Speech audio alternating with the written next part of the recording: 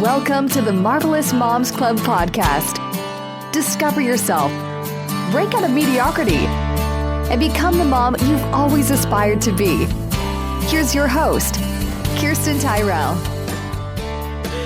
Hello, Marvelous Moms. Welcome to today's episode. I'm really excited because I'm joined by a brand new friend. Her name is Jackie, and she actually found me through my Periscope, and now we have become really good friends through Instagram, and we're Scope sisters, and she is joining me on the podcast today because her story is unique, and she's very inspiring to me, the little bit that I know about her. So welcome, Jackie. Thank you. It's great to have you here. So tell me a little bit about yourself as a mother, how many kids you have, and what's going on. All right. Well, I feel like I have 4 kids. I only have one, though. He was born this past summer, and I'm 26 years old. I got married a couple of years ago, and I live in Boise, Idaho. Cool. So why does the one feel like 4? Because I have one of those, and my mom's like, he's literally the equivalent to 5 children. And don't let anybody tell you any different. Is that why? You know, I think he's actually a pretty easy baby. I'm just a pretty neurotic mom. Oh, gotcha. Okay, you're one of those. Yeah, like I just might be a little, like he is my first, but I mean, other than that, I sometimes just panic. Like, I mean, he's not sleeping through the night right now, whereas I had him perfectly trained, and I'm like, what's wrong with me? What am I doing? Is it the food I'm feeding him? Is it the food I'm not feeding him? Like, yeah, I'm just one of those. So I'm one of those who needs to definitely meditate quite a bit more, and I bet you I'd be a better mom for it. Well, do it. Definitely do right? it. Yes. You've come to the right place. Hopefully you can get some good advice on the Facebook group. And it's so funny. That's like the most asked question is, how do I get my baby to sleep? Or how do I get my kid to sleep? Or what am I doing wrong? They just don't sleep. If they knew what they were missing, they would. But they just don't. They want to be with you. Yes, I know. And I keep thinking like in that, then I'm like, feeling guilty, like, well, maybe I should just enjoy the fact that he, wakes up in the night and I can cuddle my baby and I should soak that in. So then I'm like, wait, I should stop trying to just put him down for 12 hours a night. Yep. I don't know. Drop your expectations a little bit. No, not really. You keep working towards it. It'll happen. Right. It all happens with time.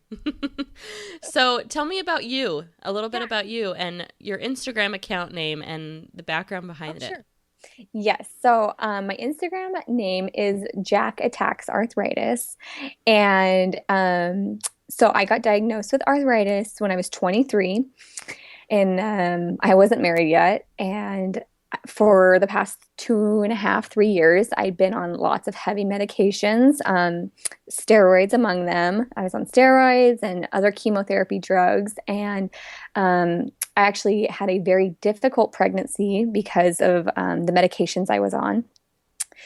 So usually women who have an autoimmune disease, they're like really lucky when they get pregnant because all your immune system is working towards building that baby. Mm-hmm. So it's all focusing in on the fetus. And so your autoimmune disease goes into remission. And it's like, and I was like, kind of like really excited. I was banking on that. I'm like, oh, this is going to be awesome. Yeah, let's get pregnant. I'll have 1 million kids. Yeah. No. So I'm one of the rare cases where my autoimmune disease ramped up. And I all of a sudden was just dealing with lots of swollen joints, hardly could walk, couldn't start my car in the morning. My wrists were all locked. And so it was a really bad pregnancy. And so about 4 months in, they're like, you need to go on heavy medication. And I'm like, no, that's like, those are all the side effects and the crazy. So I'd read up on them and be like, your baby could have a club foot. Your baby could be blind. You're this and that. These are all the side effects. Oh my gosh. So, but I couldn't function. So I decided to go on the medications and my baby came early and he weighed barely 3 pounds and mom guilt again kicks in. And after I had him, I'm like, this is it. This is a crap show. I am done with medications. I didn't quit cold turkey. I actually agreed to go on chemotherapy one more time last September. I let them do 2 infusions, and right after that, I just said, okay, we're going to give food a shot, and we're going to give it a real shot. We're not going to just, try and eat like kale and, a smoothie here and there. Like, I'm like, I am going to do breakfast, lunch, and dinner, every meal I can to eat whole, natural, the real expensive stuff, Yeah. And so I started that, and it's been a pretty successful thing for me. I mean, my disease is still active. It's not in remission, but I've definitely seen myself improve. And the most important part is that I'm able to hold my baby, just because when he was first born, I wasn't able to do the things with him that a mom should be able to do. I mean, that was scary. So I'm working to take my life back. And that's what my Instagram account is I'm just tracking my journey, because there's over 50 million people in America with an autoimmune disease. And I'm like, this is a market I can tap into. I can talk to these people. If I can inspire someone, then I've done my, what I want to do, because that's all I wanted when I was first diagnosed. I needed someone to tell me, you're going to be okay. You'll be able to be a normal mom. It's all right. Life's going to go on. Yeah. Wow. Okay, so educate me a little bit, because it just shows you how little I know about autoimmune disorders and the fact that you can treat them with chemotherapy. Oh, right. So Yeah. you have a pretty severe, when I hear arthritis, I think like, oh, your bones hurt a little bit, like it's kind of hard. And it's mostly something that happens to people who are older. So to get that in your 20s, tell me about a little bit more of the science behind it and how. Sure. So I was just like you. I'm like, really? When I started seeing my joints swell up, I was like, okay, let's Google swollen fingers, and then slowly it was like arthritis, and I'm like, arthritis of all things, arthritis. I'm like my mom who's 60 or something, she might have arthritis. So, it's basically your immune system attacking your joints. So, and along with that, it attacks your organs as well. Wow. So, and that's what all autoimmune issues are, is they kind of just pick something in your body and they treat it as it's a foreign invader. They treat it like it's the flu, and they go at it. They go at the town. It's like, hey, wait, this is me. It's your own body. And so that's the kind of, in a nutshell. I'm not a pro, but that's what I understand, is that it's my own body mistaking my body for something that it's not. And so it goes to town on it. And so chemotherapy, where that comes in, is, as it does for cancer patients, you go in and you just kill it all. So that's what it is. It's going in and it's just going to kill my immune system. So I'm more susceptible to being sick more often.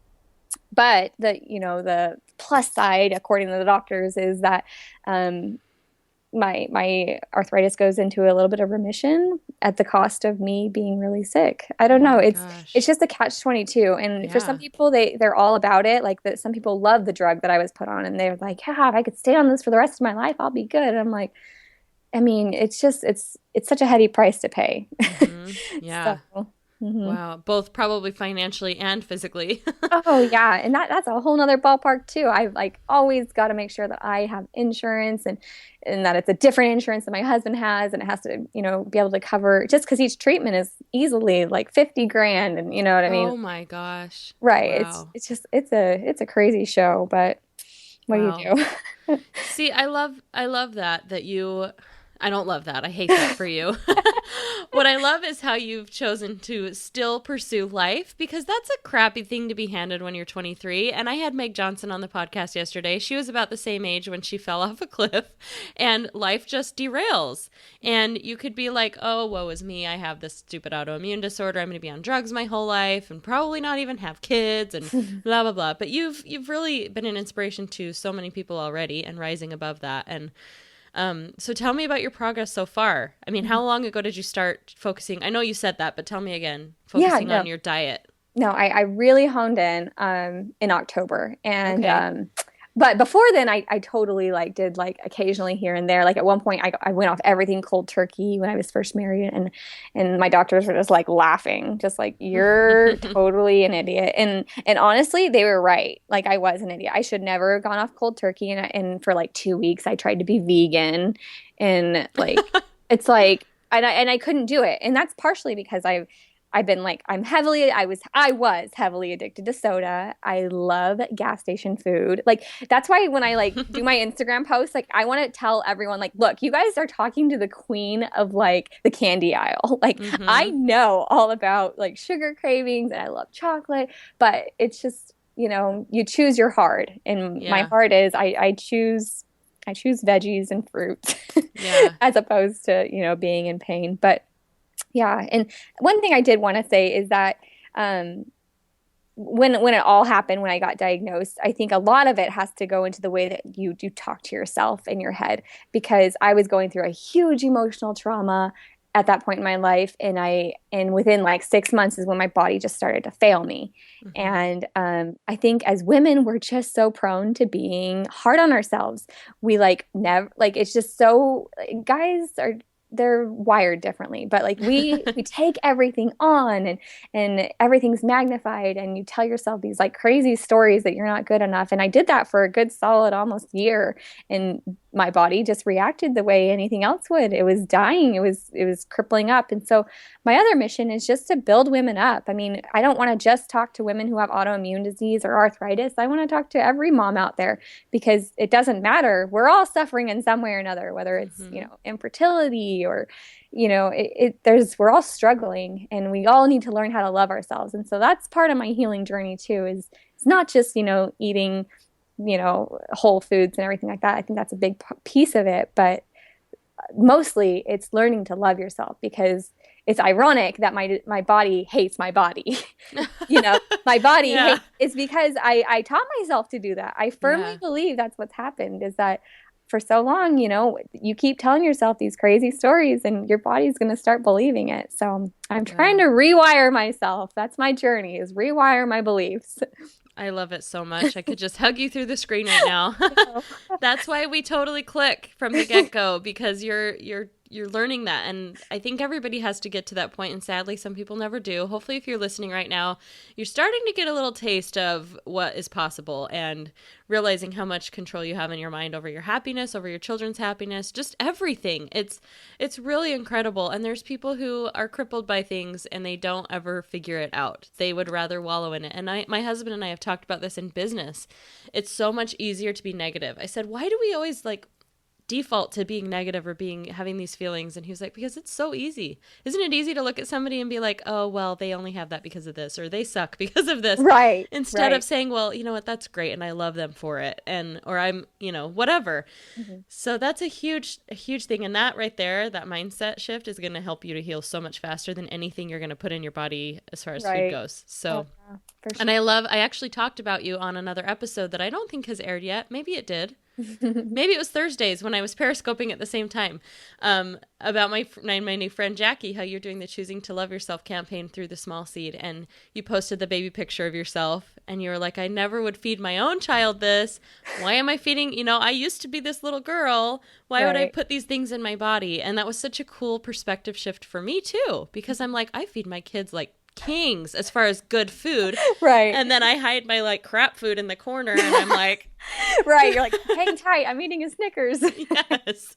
So I totally get it. Do you know what happened to me today? This is so funny. And I'm not saying I'm done with Diet Coke, right? But I don't know if you watch my Periscopes, I'm giving up sugar, and I'm on day 4 of no sugar, which is so great, and I feel really good, and I haven't really craved it. And so I had my husband get me a Diet Coke from the gas station today, and he came in the house and the bottom of the cup had broken out, and he was like, is it the effort? I get an E for effort, right? At least I tried. It had completely spilled. So then I went and got another one before I did my interviews this morning, because I'm like, I need some caffeine. I don't feel very good. Yes. It spilled all over. He doesn't even know this yet. It spilled all over the desk. And I was literally thinking, is this a sign? Am I supposed to give it up now? Yep. That's an intervention. That's the universe saying, hey, know what's good for you. Stinking universe. I know. Anyway, so I guess I'll just share that with all of you guys. This is an opportune moment to share. Maybe it's time for me to go off the juice. Right. If Jackie can do it, I can. Diet Coke addictions. Yeah. So share about how Periscope too is helping. I'm trying to convert everybody here on the podcast to join Periscope too, because it's such a cool community. It is. I like it. I'm totally enamored with it. I think it's addicting. Okay. You could spend a lot of time. It's like watching TV, but you're choosing the people you want to talk to. I don't know. Yeah. But I can't wait till when it's your scope gets 100 people of people just wanting to learn from each other that genuinely are just real people. Does that make sense? Thing? Yep. So I hop on and I don't. It's never anything too profound, but hey, I just want to chat. This morning, I'm like, hey, I'm thinking about the Whole30. Can someone get on here and give me a little encouragement? So no, it's fun though. It's a good time. I totally encourage everyone to get one. Yeah, but yes, turn your notifications off a couple times a week, or your life will be sucked. You will not be productive.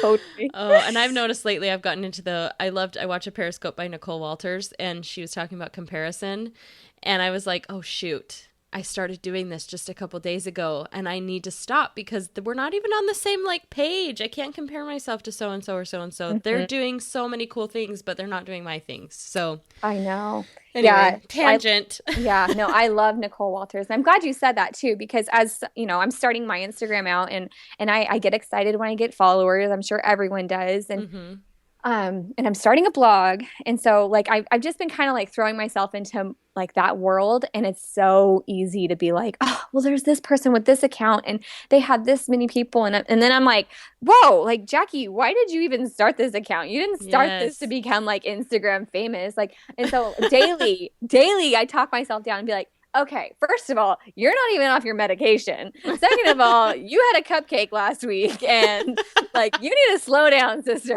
Yeah, so keep I'm it like, real. Yeah, I'm like, I need to just get back to the basics, and that's you know, not just in the Instagram world, but just in mom world in general. Like, get back to the basics. Raise your kid. Make sure that they have breakfast, lunch, and dinner. Like, don't be like, you know, your neighbor across the street. They're gorgeous and blonde and tall and skinny. It's like, come on, please, Jackie, you're gorgeous and blonde and tall and skinny too. No, I am not. But oh, geez, I think so. We're so susceptible to comparison. It's so lame. I know. We are like jumping all over the place, but this is good stuff. I don't care. Sorry.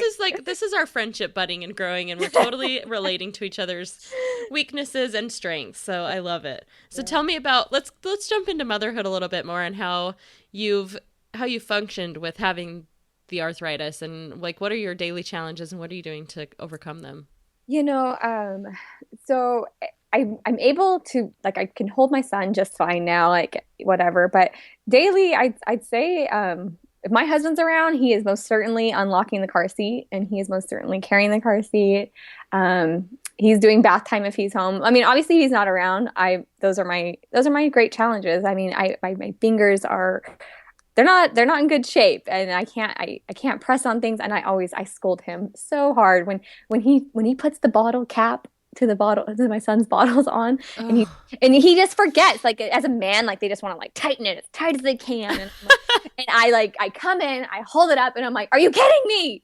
Like, do you understand? Did you forget that this is my disease? I cannot even open the jar of pickles, let alone the baby's bottle. Oh my gosh. So it's those little things. And as he's getting bigger, it's getting harder to, you know, like just like pick him up. But that's why I'm trying to catch up with him. I'm like, I just got to get my life under control. But it was a lot harder when he was first born, and I would just look at how small and skinny he was, and when he was in the NICU. I mean, it's so hard to like not just let that guilt overwhelm you. I mean, the mom guilt was probably the hardest. Now I've gotten better to where I'm just trying to take control and be less of a victim. Right. But you know, that was the hardest part, to be like, why did I do that? Why did I agree to go on that medication? I'm never doing it again. Oh my gosh. Live and learn, though. And you did what you thought was best in the moment, and what was best for you. It's so hard to see past the pain that you're in sometimes. And I think you did the right thing, and he's great, and you're doing a great job. And the changes you're making in your own life, I can't even like say that enough on this podcast. It is not, you're not going to change your kids, just like you're not going to change your spouse. You're not going to change everything. Yeah. But be the change you want to see in the world. Be the change in your home that you want to see in your home, right? Yes. Be the mom that you, like, be the person you want to be so that you can be the mom you want to be. And everything else falls into place. It doesn't all make sense. It doesn't add up, but it just happens that way. And it's really cool to see after you've put in the work. So I appreciate that you are working so hard. So many of us can't even fathom having that kind of pain in a daily, you know, day to day, and not even being able to like unscrew the bottle cap is huge. Like, we need to realize everybody's struggling. Be grateful for the things you do have. And I'm sure it makes you appreciate the things that your body does do, that you were able to have a child and that you were able to do these amazing things with your body in spite of your illness. So Right. Anyway, all right. So tell me, Jackie, what makes you a marvelous mom? Let's see. Wow. It's like uncomfortable to like compliment yourself. Yes, but I'm going to do it. I'm going to go in full-fledged, okay? Do it. Taking the plunge. I am a marvelous mom because I don't quit. I haven't surrendered, and if I have a bad day, I don't let it last longer than an hour. I let myself wallow for about an hour, but I keep going.